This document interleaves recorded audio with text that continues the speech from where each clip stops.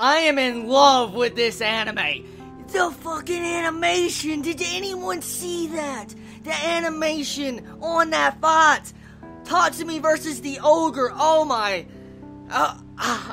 That shit was fucking good. That was good. Is this what I'm going to expect from this series?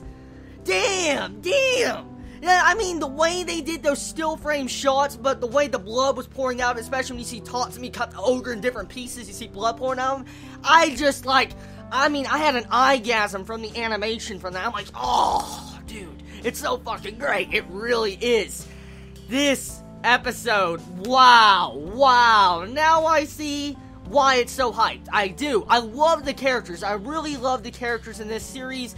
And I am falling in love with Leon. Hopefully I said her name correct, you know, the blonde-haired girl. I'm falling in love with her character. Oh, dude, she's so badass. She really is. I love her personality. And at the same time, I love Mine's personality. I even love that one knight. I don't know exact name, starts with a B, but he says he's gay. And I'm like, what? It's so great. All these characters are likable, and that's what makes this series so good. It's not just because of senseless violence and gore and fights, which are pretty badass, by the way. It's the freaking characters. I mean, I'm starting to fall in love with Tatsumi's character. We're starting to see him go into the point where he actually killed someone. And I like his motivation to kill Ogre. There's one thing there I want to point out that I don't know if a lot of people noticed or not. Probably manga readers do know, but anime viewers, I don't know if they noticed or not. But Tatsumi is looking at these people he's killing. For instance, Ogre this episode, and there was a demonic voice you heard Ogre talking, like an Ogre voice or an Ani voice, which was really cool. I like how they do that. Pretty much as we can see it, Tatsumi is looking at these people he's assassinating as monsters. That's exactly what he's looking at them as, and he's not really looking at them as a person. I'm guessing this is what's causing him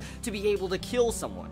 And I like that aspect a lot. If that's really the reason why Tatsumi is able to kill someone, that is cool. I love how they're adding that demonic voice. No matter what, even if it's not that, I still like the way they put emphasis on the animation with the characters' faces, like they did last episode with that one freaking girl that was torturing people and his friends and all that.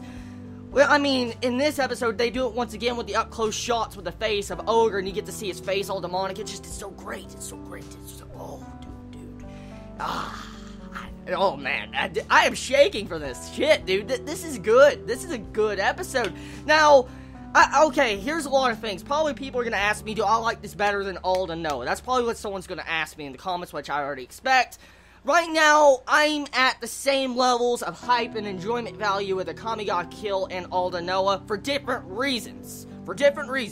But right now, I am enjoying this fucking anime season. Can't I just say I love everything? Can't I not just say that? Because this anime is so good. It's so good. This is like my type of anime. Assassinations, fucking blood, psychological elements, and at the same time, there's not much censors. There was some censors in this episode, but not much censors. And at the same time, we actually are having some character development with these likable characters. For instance, let's start off at the beginning of this episode, okay? The main first half of this episode focused on Tatsumi just fitting in with Night Raid. That's exactly what it was. It was showing off all these different characters of Night Raid before we get to know them, mentioning their names, different stuff, different type of personality. That's what we were learning in the first half of this episode, which is cool. I like how they took the time to actually introduce all these characters. It's going to be a little bit till I remember everybody's name, but still, I like the introduction of the characters. I think they might have skipped over a couple of things in the introductions, but I'm not going to really complain much. I understood the concept, and that's really all that matters when it comes to an adaptation.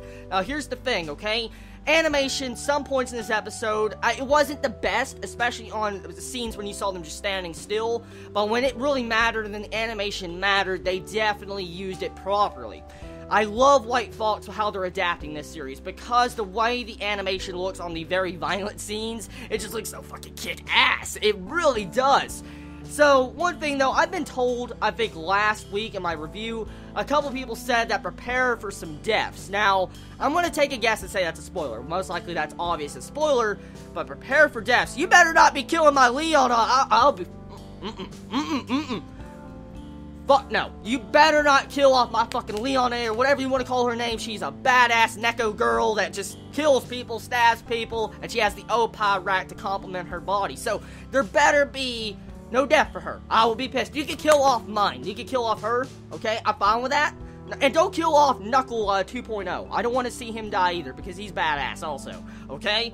So, overall, good episode. My hype is getting even higher than it was from the first episode. This episode, I think, would be a lot more enjoyable for everybody if they're still trying to wonder if they're getting into the series, because it showcases the different things we should probably expect later on from the series. We get to see some information about this revolutionary army at the southern border of the Imperial capital, and at the same time, they're trying to enforce these assassination groups, for instance, Night Raid, to take down the capital and the Prime Minister. So we're getting a little bit of major plot going on right there, and at the same time, we get to meet the real boss of Night Raid, which is really fucking badass, because you see the boss is missing a freaking arm, has a robotic creaking arm. It kind of reminds me of Joseph from JoJo's Bizarre Adventures with that creaky hand or whatever, if y'all know what I'm talking about.